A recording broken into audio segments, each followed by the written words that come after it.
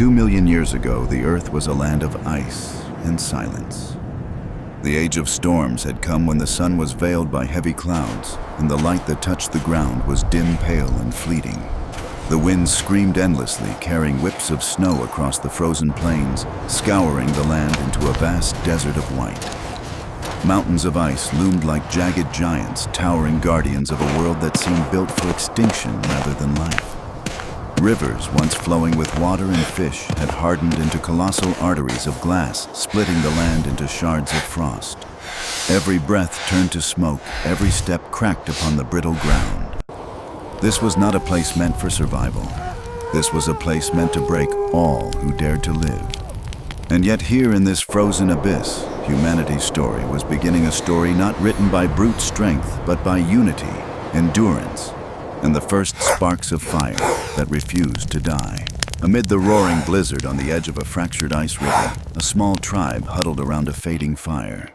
They were not the mighty warriors that legends would later invent, but fragile beings draped in stitched furs, their thin bodies shivering, their faces hollowed by hunger and fatigue. Children whimpered in the cold. The old coughed with failing lungs. And yet in their eyes something fierce smoldered, the will to endure. Their weapons were crude spears of sharpened stone, lashed to shafts of bone, brittle yet deadly, if driven with courage. Their hands trembled not only from the chill, but from the knowledge of what lay ahead. For they knew that on this night they would gamble their lives against the most dangerous quarry of the age. Out upon the snowy plain moved the mammoths. Giants draped in thick woolly coats, their silhouettes towering against the storm. Each step they took thundered through the earth, their weight cracking the ice beneath them. Their breath rose in clouds like steam from a living volcano. Their tusks, curved and gleaming ivory, arched like scythes, capable of rending flesh and bone with ease. To the tribe, they were both salvation and doom. A single mammoth could feed them for weeks, clothe them, warm them, arm them with tools carved from bone and sinew. But to face them was to stand before death itself. One misstep, one mistimed attack, and the ground would be littered with broken bodies crushed beneath those mountainous feet. The hunt was not a challenge. It was a perilous wager with annihilation. But choice was a luxury they did not have. Their food was dwindling. Their furs were ragged. The storms were growing harsher with each passing night. Without the mammoth, there would be no tomorrow. And so the decision was made. They would cross the ice river.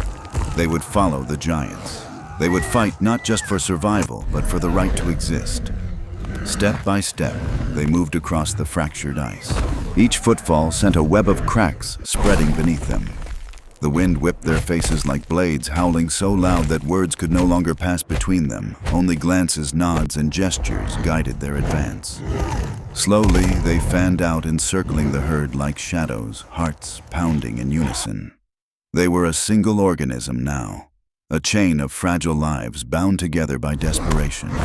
For they understood alone they were nothing. Together, they might just endure. The silence shattered. A cry erupted, primal and desperate, slicing through the storm. Spears flew, striking into thick hides. A mammoth bellowed, its voice booming like thunder, shaking the frozen river. Rage ignited in its eyes. With a fury older than humankind itself, it charged. The ground quaked, the ice split open. One hunter was struck, lifted into the air, his body hurled into the snow. Screams rang out, yet the others pressed on. More spears flew, stabbing, tearing. Blood hissed as it splashed upon the ice, steaming against the cold, staining the snow crimson. Their voices rose in a chorus of fear and defiance, echoing across the frozen plain. They fought not as men and women, but as one tribe, one heartbeat defying extinction. The battle raged like a storm within the storm. Mammoths thrashed and roared, their tusks sweeping through the air. Hunters darted, stumbled, rose again. The ice shattered beneath their struggle. Every moment teetered on the edge of death. But slowly, inexorably, the tide began to turn. Wounds bled. Strength waned, and at last the giant faltered. Its massive body, riddled with spears, shuddered. Its final cry tore through the night, a sound of power and sorrow, before it collapsed with a crash like rolling thunder. The earth trembled. The storm seemed to pause, and silence deep and eternal settled once more.